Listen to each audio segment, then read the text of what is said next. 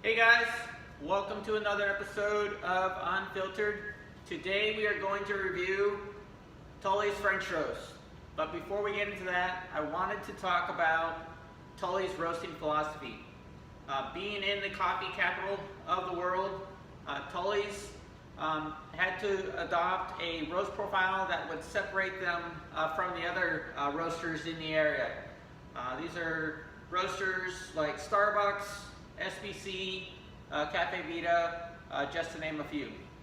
And I think Tully's low and slow approach really helped them separate themselves and establish a name for themselves. Adopting that low and slow approach allows the roaster to develop as much of the coffee's character, but also not roasting all that character out of the coffee, also known as baked. Tully's roast profiles range from 11.5 minutes for a light roast and 13 minutes for a dark roast, like the Tully's French. Some of the quality cues that I look for in a dark roasted coffee is it shouldn't have a lingering aftertaste. So notes of burnt, carbony, bitter, those are all characteristics of a dark roast coffee that wasn't roasted properly.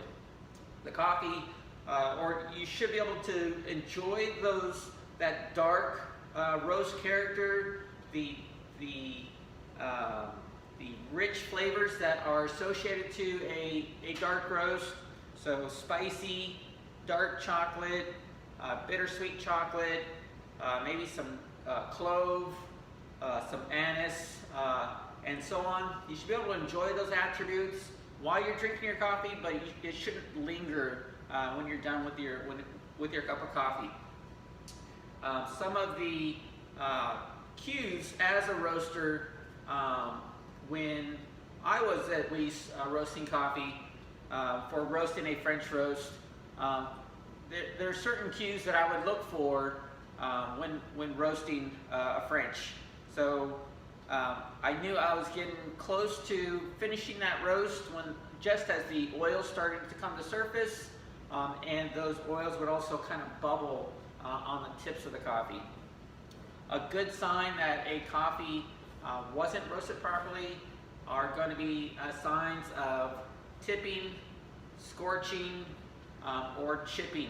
And those are really just dark marks or surfaces on the coffee that really are a tell sign that too much heat was applied either at charge weight or heat wasn't taken away at appropriate times within the roast.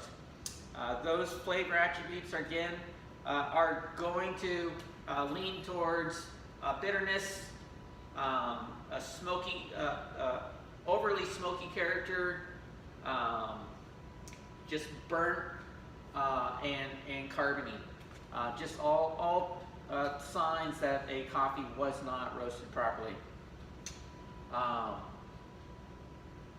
With that, let's go ahead and taste a Tully's French, and we'll go through the flavor descriptions. Again, I'm going to be using the standard 8-ounce brew size for this. If you like your coffee, like myself, a little bit bolder, a little bit richer, you can always go down to a 6 or 4 ounce cup of coffee. One of the things that I remember roasting or teaching roasters how to roast a French roast is really paying attention at the tail end of the roast. At that point, right before you're getting ready to drop that coffee, that coffee is reacting to that heat very rapidly, and you have to be able to react to those reactions and drop it just at the right time. If you drop it too late, you're going to get into that over roasted character, that burnt carbony It's going to leave you kind of ashy and astringent in the finish. Again, you want to be able to enjoy that cup of coffee while you're drinking it, but it shouldn't linger and feel like you need a piece of gum or something to cleanse your palate after you drink the coffee. So I'm going to go into it and taste it. Just in the aroma itself, I'm getting quite a bit of baker's cocoa, some baking spices, so clove, cinnamon, just that spicy character that's associated to a dark roast coffee.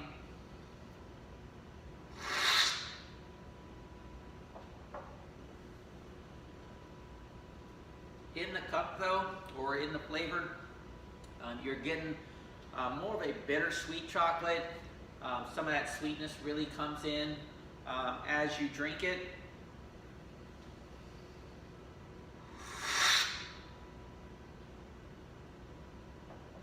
Some nice roasted nut. Again, that baking spice, so that clove, the cinnamon, deep, rich body.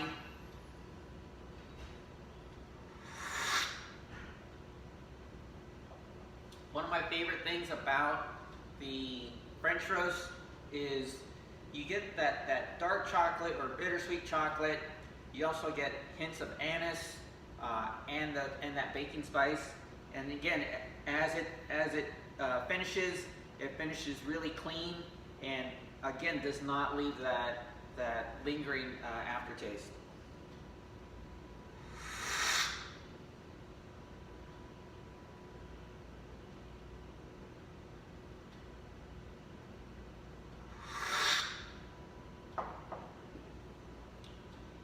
Going back to pairing foods with this coffee, dark chocolate is always going to be a great pairing with dark roast coffees.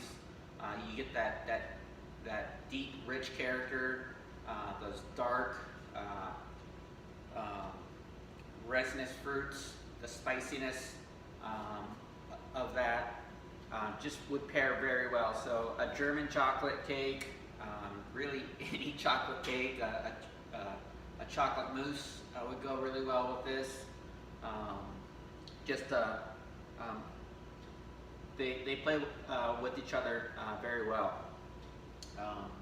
One of the things that I also wanted to talk about was some of Sumner's FY20 achievements.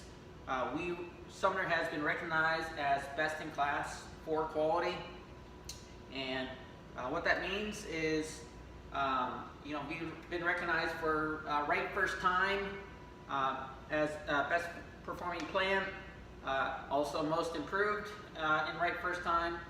Our customer complaint index, we're best performing plan, and also down 43% from last year. Our parts per billion, we went 8 consecutive months below target. That's a 28% year-over-year improvement. We're also best performing plan in Q4 for FY20.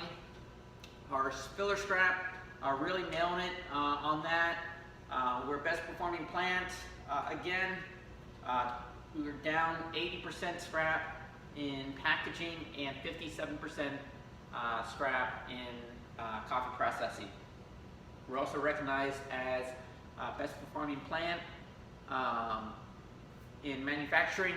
So with that, congratulations to all your hard work and dedication to producing a quality product.